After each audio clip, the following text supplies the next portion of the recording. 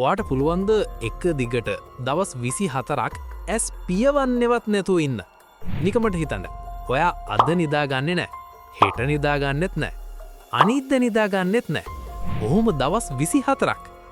අපි හැමෝම දන්නවා දවසක් දෙකක් නිදාගත්තේ නැති වුණාම අපිට දැනෙන අමාරුව. ඇඟට පණ නැහැ, තරහ යනවා, ඔළුව රිදෙනවා. හැබැයි යාළුවනේ විද්‍යාඥයෝ කියන විදියට මිනිස්සෙක්ට කෑම නැතුව මාසයක් වුණත් ඉන්න පුළුවන්. වතුර නැතුව දවස් 3-4ක් ඉන්න පුළුවන්. ඒත් නිින්ද නැතුව අපිට කොච්චර කල් ඉන්න පුළුවන්ද?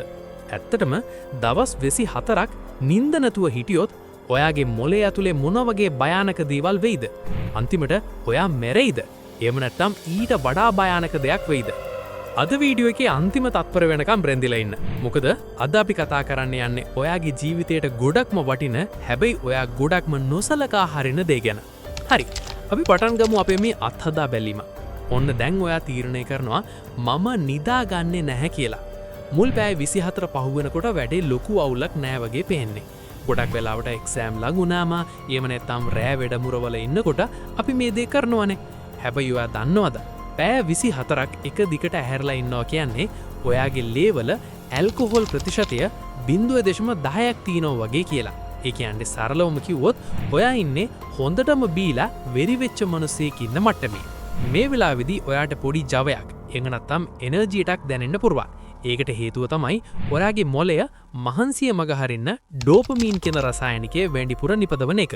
ඔයාට හිතනවා මට අවුලක් නෑනේ කියලා. හැබැයි ඒක කුණාටුවකට කලින් තියෙන නිශ්ශබ්දතාවය විතරයි. දැන් ඔයා දවස් 3ක්, ඒ කියන්නේ පැය 7-2ක් නිදාගෙන නැහැ. මෙතනින් එහාට තමයි සෙල්ලම භයානක වෙන්නේ. මේ වෙලාවෙලි ඔයාගේ ශරීරයට උෂ්ණත්වය පාලනය කරගන්න බැරි වෙනවා. ඔයාට එකපාරටම සීතල වෙලා වෙවුලන්න යනවා. ආයේ රස්නේ දැනෙනවා. ඒ විතරක් නෙවෙයි. ඔයාගේ මොළය මයික්‍රෝ ස්ලීප්ස් කියන තත්වයට වැටෙනවා. ඒ කියන්නේ ඔයා ඇස් අරගෙන හිටියට තත්පර ගානකට ඔයාගේ මොළය ඕෆ් වෙනවා. ඔයා වාහනයක් එලවුවොත් අනිවාර්යෙන්ම අනතුරක්. ඊටත් වඩා භයානකම දේ හැලුසිනේෂන්ස්. ඔයාට නැති දේවල් පේන්න ගන්නවා. කවුරු හරි කාමරේ මුල්ලේ ඉන්නවා වගේ පේනවා. නැති සද්ද ඇහෙනවා. සරලවම කිව්වොත් ඔයාට පිස්සු හැදීගෙන එනවා වගේ දැනෙන්නේ. 1964 දී රැන්ඩි ගාඩ්නර් කියන අවුරුදු 17ක පාසල් ශිෂ්‍යයා ලෝක වාර්තාවක් තියන්න දවස් 12ක් නිදාගන්නේ නැතුව හිටියා. දවස් 4ක් යනකොට එයාට පාරේ තියෙන සංඥාපුවරු මිනිස්සු වගේ පේන්න ගත්තා. දවස් 12ක් ඉවර වෙද්දී එයාට එයා කවුද කියලාවත් මතක තිබුණේ නැහැ. හරි. දැන් අපි යමු අපේ මාතෘකාවට. දවස් 12 පන්නලා දවස් 24ක් හිටියොත් ඇත්තරම මිනිසෙක්ට මෙච්චර කල් නිදාගන්නේ නැතුව ඉන්න පුළුවන්ද? උත්තරේ තමයි බෑ. මොකද දවස් 12 පන්නනකොට ඔයාගේ ප්‍රතිශාතීකරණ පද්ධතිය සම්පූර්ණයෙන්ම කඩා වැටෙනවා. පොඩි උණක් හෙදුනත් ඔයා මැරෙන්න පුළුවන්. එතනින් එහාට දිගටම හැරලා හිටියොත් ඔයාගේ ඉන්ද්‍රියන් එකින් එක වැඩ කිරීම නවත්තනවා. මොලේ සෛල මැරෙන්න ගන්නවා. ලෝකේ තියෙනවා හරිම දුර්ලභ රෝගයක් fatal familial insomnia කියලා. මේ රෝගය හැදුනම ඒ අයට නිින්ද යන්නේ නැහැ. මාස කිහිපයක් නිින්ද නැතුව ඉඳලා අවසානයේදී ඔවුන් මිය යනවා. ඉතින් දවස් 24ක් නිදාගත්තේ නැත්තම් ඔයා දකින්නේ තවත් දවසක් නෙවෙයි, මරණය විතරයි. යාළුවනේ, මේ වීඩියෝ එකෙන් මම ඔයාලට කියන්න හදුවේ බය හිතන කතාවක් නෙවෙයි. අද කාලේ අපි ගොඩක් දෙනෙක්, විශේෂයෙන්ම තරුණ අපි හිතාගෙන ඉන්නේ නිදා ගන්නවා කියන්නේ කාලය නාස්ති කිරීමක් කියලා. හසල් කල්චර් එකත් එක්ක අපි හිතනවා මැරුණම නිදා ගන්න පුරවන්නේ දැන් නිදාගන්නේ නැතුව වැඩ කරන්න ඕනි කියලා. හැබැයි මතක තියාගන්න, ඔයාගේ වාහනේට පෙට්‍රල් ගහන්නේ නැතුව කොච්චර හයියෙන් රේස් ගියත් වැඩක් නැහැ, වාහනේ නවතින්නම වෙනවා.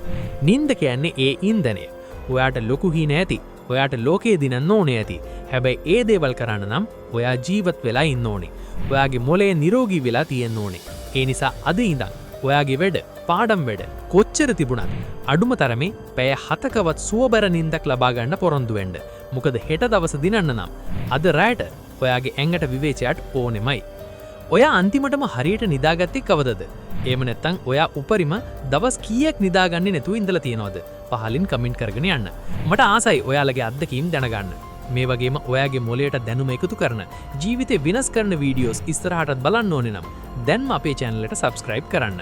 bell icon එකට click කරන්න අමතක කරන්න එපා. එහෙනම් ඊළඟ වීඩියෝ එකකින් හම්බ වෙනකම් සුබ දවසක්. පරිස්සමෙන් ඉන්න.